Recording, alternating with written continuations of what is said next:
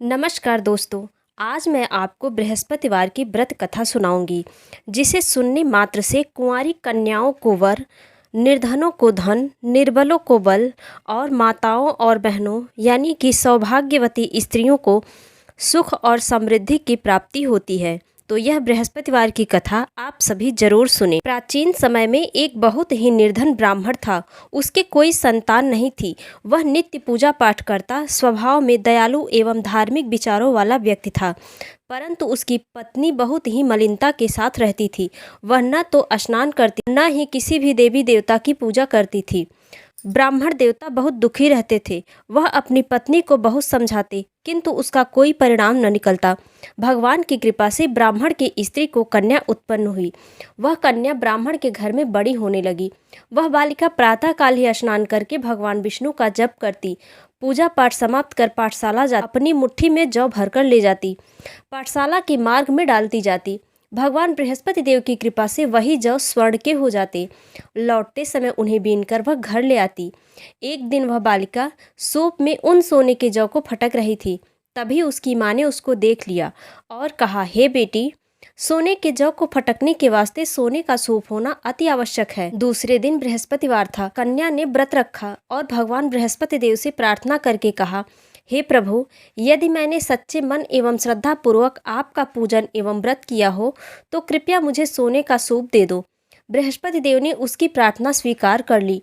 नित्य की भांति वह कन्या जौ फैलाती हुई पाठशाला चली गई। पाठशाला से लौटकर जब वह जौ बीन रही थी तो बृहस्पति देव की कृपा से उसे एक सोने का सूप प्राप्त हुआ। उस सोने के सूप को वह घर ले आई। उसमें जौ को साफ करने लगी, परंतु उसकी माँ का आचरण वैसा ही रहा। एक दिन वह बालिका सोने के सूप में सोने की जौ को साफ कर रही थी। उसी समय अचानक उस नगर का राजकुमार वहां से होकर निकला। कन्या के रूप एवं कार्य को देखकर राजकुमार कन्या पर मोहित हो गया। राजमहल लौटकर अन्न जल त्याग कर उदास होकर लेट गया। जब राजा को अपने पुत्र द्वारा अन्न जल त्यागने का समाचार ज्ञात हुआ तो मंत्रियों के साथ राजकुमार के पास गए और बोले, हे बेटा, तुम्हें किस बात का दुख है? किसी ने तुम्हारा अपमान किया है अथवा कोई और कारण है?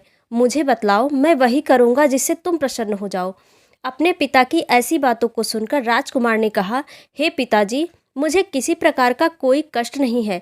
किसी ने मेरा अपमान भी नहीं किया है, परंतु मैं उस कन्या के साथ विवाह करना चाहता हूँ जो सोने के सूप में जौ को साफ कर रही थी। यह सुनकर राजा आश्चर्य में पड़ गया। वह बोला, हे राजकुमार, इस तरह की कन्या का पता तुम लगाओ, मैं तुम्हारा विवाह उसके साथ अवश्य करवा दूंगा। तब राजकुमार ने प्रसन्न होकर राजा को उस ब्राह्मण कन्या के घर का पता बताया। राजा के आदेश पर मंत्री उस कन्या के घर गया और राजा का आदेश ब्राह्मण को कह सुनाया। कुछ ही दिनों के बाद ब्राह्मण कन्या का विवाह राजकुमार के साथ संपन्न हो गया। घर से कन्या के विदा होते ही ब्राह्मण के घर में पहले की ही तरह निर्धनता वास करने लगी। अब भोजन के लिए अनाज भी बड़ी मुश्किल से मिलता था। एक दिन दुखी होकर ब्राह्मण देवता अपनी बेटी से मिलने गए। बेटी पिता की ऐसी अवस्था को देखकर अत्यंत दुखी हुई। उसने अपनी माँ का समाचार पूछा। ब्राह्मण ने सभी हाल कह सुनाया। पुत्री बोली, हे पिताजी, आप अपने साथ माता जी को लिवा लाइए, मैं उन्हें सभी विधि बता दूंगी जिससे दरिद्रता दूर हो जाएगी। ब्राह्मण देवता अपनी पत्नी को साथ लेकर राजमहल अपनी पुत्री के पास पहुँचे।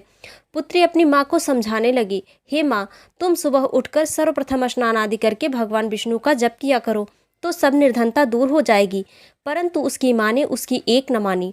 वह सुबह उठकर सर्वप्रथम अपनी पुत्री का बचा जूठन खा लेती है। एक दिन उसकी बेटी को अपनी माँ पर बहुत गुस्सा आया। उसने एक रात कोठरी से सारा सामान निकालकर अपनी माँ को उस कोठरी में बंद कर दिया। प्रातःकाल ही कोठरी से निकालकर स्नानादि करवाया। फलतः उसी माँ की बुद्धि ठीक हो गई। इसके बाद से वह भी प्रत्येक बृहस्पतिवार को व्रत करने लगी, पूजा पाठ करने लगी। बृहस्पति देव की कृपा से उसकी माँ भी अत्यंत धनवान और पुत्रवती हो गई। वृद्धावस्था में मृत्यु को प्राप्त कर स्वर्ग को गई। वह ब्राह्मण भी सुखपूर्वक इस लोक का सुख भोग कर स्वर्ग को प्राप्त हुआ। बोलो बृहस्पति देव भगवान की जय। अगर वीडियो अच्छा लगा हो तो लाइक कर दे, चैनल पर नए हो तो सब्सक्राइब कर ले, ताकि और भी सभी व्रत कथाएं मैं आप लोगों के लिए लाती रहूं। राधे राधे।